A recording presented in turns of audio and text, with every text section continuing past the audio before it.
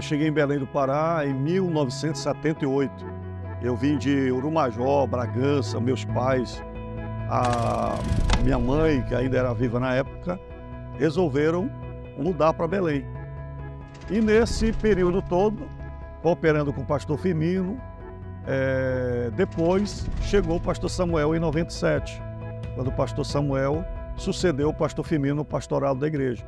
E eu comecei a trabalhar com o pastor Samuel Câmara. Na época, eu cooperava já com o pastor Firmino no antigo Vale da Bênção, que já era o local ali do Centenário. Em 2001, eu saí e fui para o Tempo Central. Aí passei 10 anos pastoreando o Tempo Central até 2001. E foi do Tempo Central que eu coordenei o Centenário, fui o coordenador geral do Centenário, junto com o pastor Samuel Câmara. E do Tempo Central eu coordenava o projeto Centenário, a construção total. Sabe aquela bênção que a gente fala caiu na bandeja, né? Eu fui privilegiado, porque trabalhando em Belém, ao lado do pastor Samuel, é uma escola viva. O pastor Samuel é uma escola viva, né?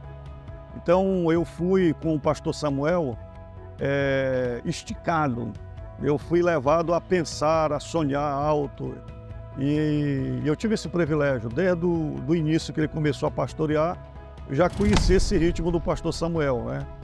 Então, a história do Centenário, ela começou em reunião de diretoria, porque eu era da diretoria da igreja, eu era o secretário da igreja. E aí viemos sonhando numa regressiva. Quando foi se aproximando do Centenário, a igreja crescendo, porque quando o pastor Samuel chegou, a igreja já era grande. Nós éramos em torno de 168 templos, se eu não me engano. E o Templo Central já era pequeno. E à medida que foi chegando o Centenário, a igreja foi crescendo. Porque na época do Centenário, a igreja eram 400 e poucos templos. E dentro da visão do Centenário, o pastor Samuel lançou um desafio de chegarmos aos 500 templos. E aí nós fomos sonhando com vários projetos, porque onde nós iríamos realizar o Centenário? Pensamos no espaço maior, não tinha, não havia possibilidade. Então começamos a sonhar. Aí o pastor Samuel pediu para contactar um arquiteto da igreja, que é o Marcos Luz, que é filho do pastor Luiz Maciel, e ele era um arquiteto assim que estava despontando. E o pastor Samuel sempre acreditou na juventude. Então tinha vários outros arquitetos com nomes que apresentaram vários projetos. E aí o pastor disse, olha, fala com o Marquinho. Aí eu chamei para o Marcos, que ele congregava no Tempo Central. O Marcos veio e disse, Marcos, tu tens uma missão, fazer o projeto para o maior espaço para a gente fazer o Centenário. Ele disse, para quando, pastor? Eu disse, para agora. A grande surpresa, depois que o projeto estava pronto, é que nós não tínhamos dinheiro. E aí o pastor Samuel disse, olha, está todo pronto o projeto, agora só temos um ano para construir. Como é que nós vamos construir isso em um ano? E o dinheiro? Aí sim, num culto de segunda-feira, se não me falha a memória, com pouca gente no Tempo Central, tinha chovido muito, mas muito mesmo. Aí o pastor colocou o projeto para a igreja. E foi ali que nós oramos, depois, claro, com a diretoria, e ali ele tomou assim o fecho espiritual da coisa, a decisão diante de Deus, com pouca gente. E Deus foi abrindo a porta. O projeto começou com fé e com oração. Todos os dias, eu estava lá, e quando o pastor Samuel precisava se ausentar para algum lugar, para Brasília, porque continuavam as demandas da igreja. E eu passei a estar lá todos os dias orando. Nos 365 dias, eu tive o privilégio de orar. Às vezes com muita gente, às vezes com pouca gente, às vezes com um grupo menor, debaixo de chuva, de sol, porque o propósito era não parar de orar. E a gente orando e marchando em torno do prédio, da área do prédio. Nós estaremos aqui todos os dias, orando e buscando a presença de Deus. Você, qualquer pessoa que queira participar desse movimento de oração, venha, porque estamos construindo o centro de convenções não com dinheiro, mas com oração. O dinheiro, o recurso é uma consequência. A gente vai orar e Deus vai fazer um milagre na sua vida, na sua empresa, no seu comércio. A primeira marcha que nós fizemos nem dava para andar, porque era só mato, o igapó, formiga, e a gente imaginava que as sapatas ficariam ali, porque não estava nada marcado, e a gente andando pela fé. A gente andando no primeiro dia, 30º dia, 150 dias, e a gente vendo a obra surgindo, os buracos sendo cavados das sapatas, ferragem subindo, as estruturas chegando, e a oração, e Deus movendo pessoas. Então, gente que não fazia nada na vida, que não tinha assim nenhuma perspectiva, e de repente teve uma ideia de vender mingau. E chegava comigo e disse: pastor, o que eu sei fazer é mingau de milho. Eu vou fazer uma panela e vou vender. Isso, faça, irmão. E depois o irmão se tornou comprou um carrinho e passou a vender mingau. E depois fundou restaurante. Então temos muitas histórias elencadas de gente que abriu restaurante porque começou vendendo frango. Comprou aquela janela de cachorro que a gente chama, né?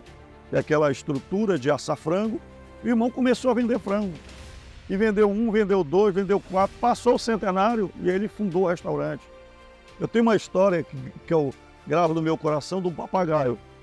Meu irmão do Marajó, a única coisa que ele tinha era um papagaio, né? Então ele veio e trouxe o papagaio. E o papagaio falava, eu acho que tem imagem disso aí, foi filmado. Aí o irmão veio e disse: pastor, eu quero doar um papagaio. O papagaio já domesticado, o papagaio falava. E eu coloquei o microfone na boca do papagaio.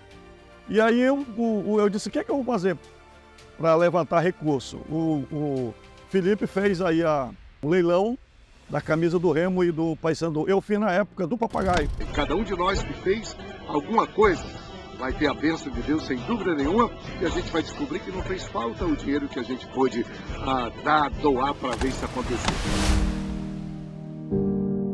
Olha, sobre o desafio de Niterói, eu também tive a alegria de ser assim, um dos primeiros a saber, porque eu e o pastor Samuel, a gente conversa muito sobre desafio, eu falando para ele dos meus daqui, né, dos nossos, eu peço muito o conselho dele, e também ele conversa muito comigo. Então eu já sabia mais ou menos por alto, porque ele tinha conversado comigo, mas eu não tinha dimensão do desafio. E na convenção que nós tivemos lá em São Miguel, foi quando eu entendi a dimensão completa, quando ele, na convenção em São Miguel, ele falou para os pastores do projeto e que a catedral estava relacionada a um projeto que tinha sido praticamente morto há 30 anos atrás, do caminho Niemeyer, quando foi doado para a igreja evangélica, não a Assembleia de Deus, construir uma grande catedral de acordo com o modelo do projeto do Oscar Niemeyer. A vontade é de estar lá. A vontade de estar lá. Eu só não fui por causa dos desafios aqui em Marituba, mas o coração está lá. E dentro desse projeto, dessa proposta, nós estamos também mobilizando a igreja. Nós pegamos os panfletos, chamando de filipetas, né? Para distribuir para toda a igreja. Eu reuni o ministério e fizemos um desafio para cada crente contribuir, para ofertar, independente das demandas aqui da igreja. Nós estamos atualmente com 30 templos em construção. Mas eu disse: pastores, aquilo que eu falei anteriormente, é a sua semente.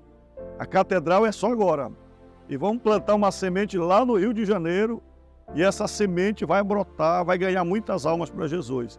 Imagine a gente sonhar que o norte, que é conhecido como uma região pobre, pequena, menos recursos, está sendo desafiada por Deus a mandar recursos numa cidade rica, de polo turístico, o cartão postal do Brasil. Então, eu vejo isso como um milagre de Deus. A ideia era ter uma catedral que simbolizasse as igrejas. Então todo mundo pensava que ia ser um monumento, que ia ser uma igreja histórica, talvez uma igreja museu, todo mundo imaginava isso. Mas o projeto foi adequado para ser uma igreja. Então nós não estamos construindo lá um prédio. Nós estamos construindo uma igreja que já começou, e eu tive o privilégio de pregar no primeiro culto, porque eu estava lá no primeiro culto, e eu ministrei no culto da família IEBD, que está funcionando ao lado no auditório, o auditório Oscar Niemeyer, que faz parte da fundação, que é bem do lado do local onde será construída a catedral. E os cultos estão sendo realizados, inclusive eu estou querendo participar de outro culto lá. No primeiro culto já tivemos lá quase 70 pessoas.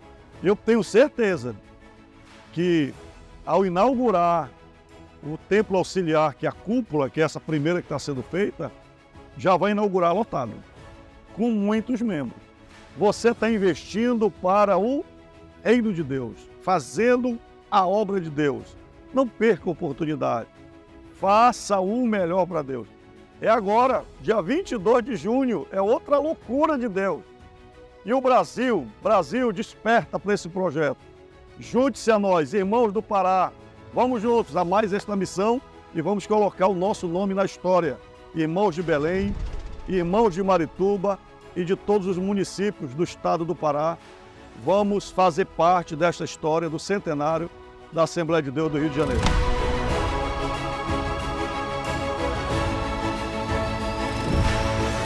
Eu faço parte da geração do centenário.